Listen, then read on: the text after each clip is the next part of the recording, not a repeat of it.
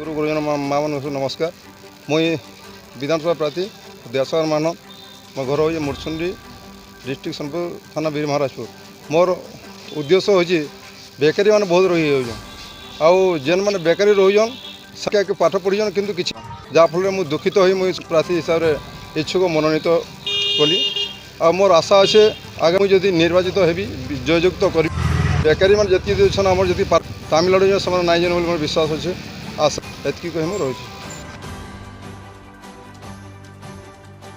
मोर नमस्कार।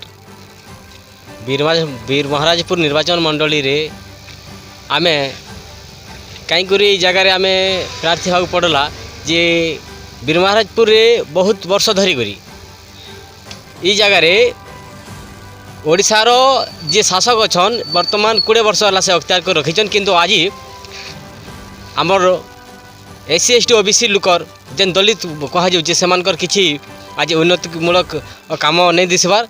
आउ मुख्य है जे वर्तमान भारतर गणतंत्र संविधान जोटा सेटा विपदपूर्ण अवस्था अच्छी। यही वर्ष यही 2024 इलेक्शन जदि आम संविधान को बचावा चाहूँ तो पूर्ण बहुमत रे बहुजन समाज पार्टी को हाथी चिन्ह भोट देवाक पड़ो नचेत आमर आउ किसी रास्ता नहीं।